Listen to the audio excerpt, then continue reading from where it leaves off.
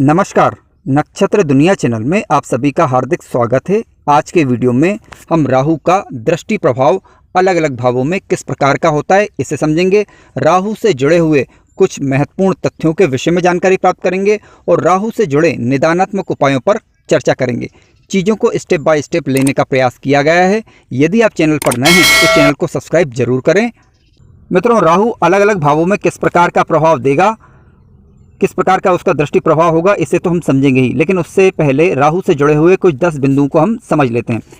यदि राहु आपकी कुंडली में पराक्रम भाव यानी तीसरे भाव में, छठवें भाव में अथवा 11वें भाव में बैठा है तो यहाँ राहु अच्छा प्रभाव देता है। मित्रों, ध्यान रखें कि सारी बातों को समग्र रूप से देखने का प्रयास करें।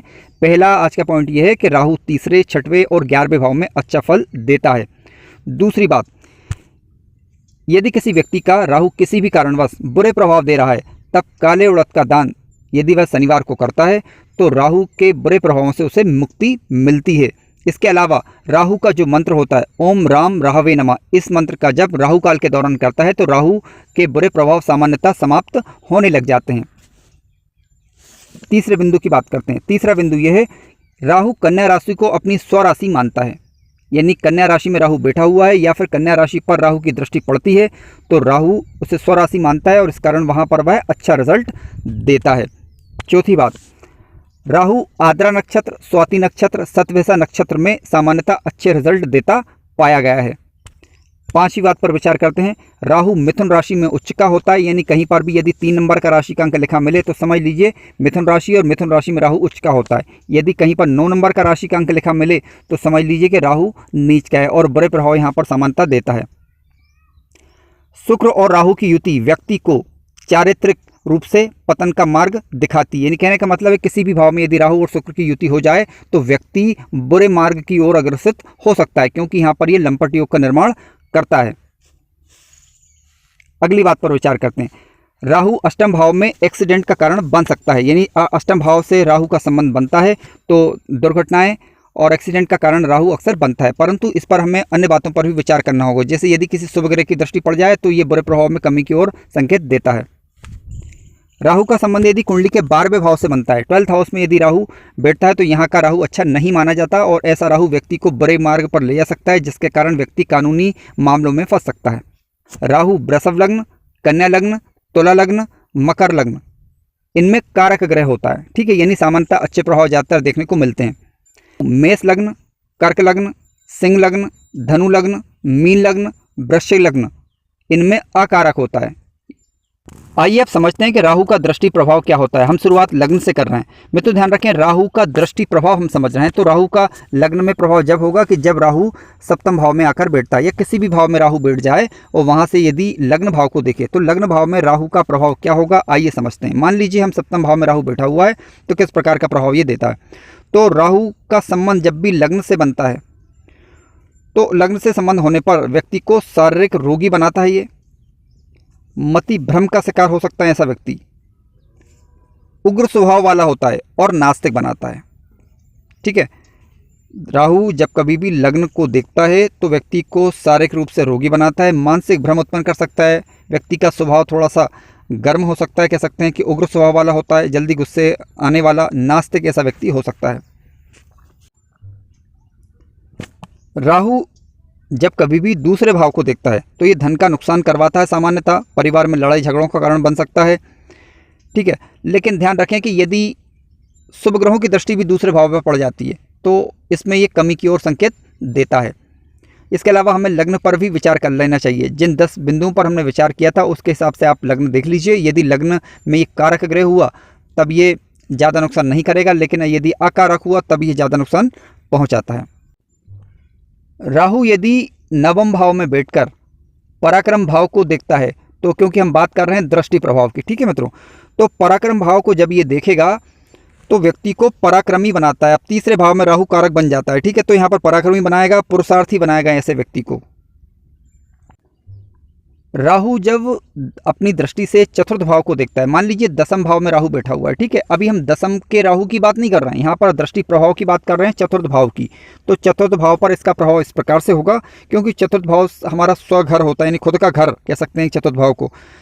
तो यहाँ पर जब राहु दशम भाव में बैठकर या किसी भी भाव में बैठकर अपनी दृष्टि से चतुर्थ भाव को देखेगा तो व्यक्ति को यहाँ पर ये पेट का रोगी बनाता है। ऐसा व्यक्ति दुखी रहता है और सामान्य प्रकार का सुख ऐसे व्यक्ति को देखने को मिलता है।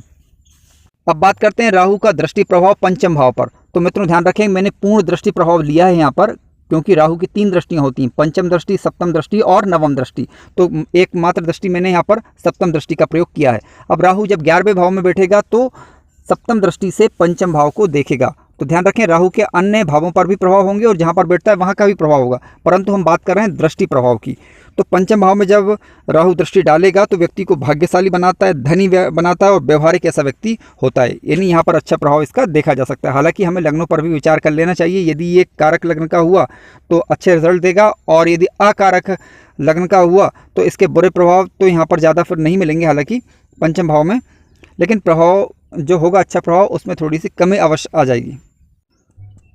जब कभी भी राहु 6वें घर को देखता है यानी षष्ठम भाव को देखता है तो किस प्रकार का प्रभाव होता है? तो व्यक्ति को ये पराक्रमी और बलवान बनाता है, शत्रु नाशक होता है ऐसा व्यक्ति, परंतु व्यय भी होता है, यानी कह सकते हैं कि व्यक्ति का व्यय भी बहुत अधिक करवाता है। हालांकि 12वें भाव में बैठा हुआ राहु कभी अच्छे प्रभाव नहीं देता, इतना ध्यान रखें, लेकिन हम दृष्टि प्रभाव की बात कर रहे हैं यहाँ पर केवल। तो पराक्रमी बनाएगा 6वें भाव के हिसाब से और शत्रु नाशक बनाएगा, परंतु ऐसा व्यक्ति खर्चीला होता है। अब यदि किसी भी दृष्टि से यदि राहु सप्तम भाव को देखता है तो किस प्रकार का प्रभाव देगा? मित्रों ध्यान रखें, यदि राहु सप्तम दृष्टि से या पंचम दृष्टि से या नवम दृष्टि से सप्तम भाव को देखता है तो ये व्यक्ति को धनवान बनाता है, परंतु ये बुरी संगत में व्यक्ति को ले जा सकता है। अब किस हद तक ये बुरी संगत में ले जाएगा ये निर्भर करेगा कि सप्तम भाव पर अच्छे ग्रहों की दृष्टि है या नहीं, और इसके अलावा राहु कारक ग्रह है या अकारक ग्रह, इसे भी समझना होगा और अंश बल को भी चेक करना होगा कि जो राहु दृष्टि डाल रहा है वह अंश बल में वास्तव में मजबूत है या फिर निर्बल है। राहु जब सप्तम दृष्टि से या पंचम अथवा नवम दृष्टि से अष्टम भाव को देखता है तो जातक को ये पराधीन बनाता है, परिवार से अलग करने का कार्य ऐसा राहु कर सकता है। अब यदि राहु कहीं से भी बैठकर कुंडली के नवम भाव को देखता है तो किस प्रकार का फल देता है? मित्रों ध्यान रखें, जब नवम दृष्टि से, पंचम दृष्टि से या सप्तम दृष्टि से राहु नवम भाव को देखता है तो ऐसा व्यक्ति पराक्रमी तो होता है, परंतु उसे भौतिक सुखों से ऐसा राहु वंचित कर सकता है। ऐसा व्यक्ति अधार्मिक भी हो सकता है। हालांकि राहु जब कभी भी तीसरे भाव में बैठता है तो यहाँ पर राहु कारक ग्रह होता है, लेकिन हम राहु के कारक ग्रह की यहाँ पर बात नहीं कर रहे हैं, बात कर रहे हैं दृष्टि प्रभाव की, ठीक है।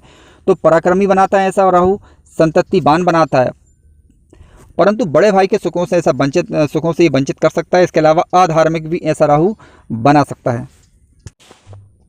राहु यदि दशम भाव पर दृष्टि डालता है तो अच्छे रिजल्ट यहाँ पर देता है, कार्य क्षेत्र में ये तरक्की का कारण बनता है। ऐसा व्यक्ति उद्योग धंधे वाला होता है और जैसे को तैसा करने वाला होता है। कह सकते हैं कि बुरे लोगों से भी काम निकालना ऐसा व्यक्ति जानता है यदि राहु की दृष्टि दशम भाव पर होती है तब। हालांकि हमें कारक और अकारक की स्थिति पर भी विचार कर लेना चाहिए। यदि राहु कारक हुआ तो रिजल्ट अच्छे होंगे और यदि अकारक हुआ तो सामान्य प्रकार के रिजल्ट फिर देखने को मिलेंगे।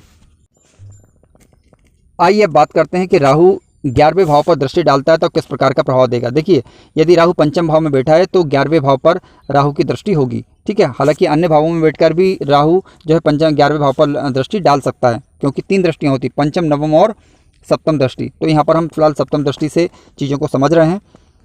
राहु हालांकि तीसरे, 6वें और 11वें भाव में अच्छा रिजल्ट देता है, लेकिन दृष्टि प्रभाव की क्योंकि यहाँ पर बात हो रही है तो यहाँ पर ये अल्प लाभ देगा। यानी आइए बात करते हैं, राहु यदि 12वें भाव पर दृष्टि डालता है तो किस प्रकार का रिजल्ट देता है। 12वें भाव पर जब राहु दृष्टि डालेगा तो ध्यान रखें ये शत्रु नाशक होता है ऐसा व्यक्ति, लेकिन ऐसा राहु व्यक्ति को बुरे मार्ग की ओर ले जा सकता है और खर्च की अधिकता हो सकती है ऐसे व्यक्ति के जीवन में। जब कभी भी राहु का संबंध 12वें भाव से बनता है तो ये अच्छा नहीं माना जाता। कोर्ट कचहरी के मामले में ऐसा राहु व्यक्ति को फंसा सकता है। तो जिनके भी 12वें भाव में राहु उपस्थित है अथवा राहु की दृष्टि 12वें भाव पर पड़ रही है तो ऐसे व्यक्ति को गैर कानूनी काम से बचना चाहिए। हालांकि गैर कानूनी काम से तो सभी व्यक्तियों को बचना चाहिए, लेकिन ऐसे व्यक्ति जिनकी कुंडली में राहु की दृष्टि 12th हाउस पर या 12th भाव में राहु बैठा है उन लोगों को विशेष सावधानी रखनी चाहिए। यदि वो सावधानी रखेंगे तो इन मामलों से बचे रहेंगे।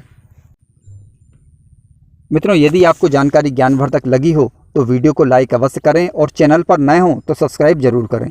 धन्यवाद।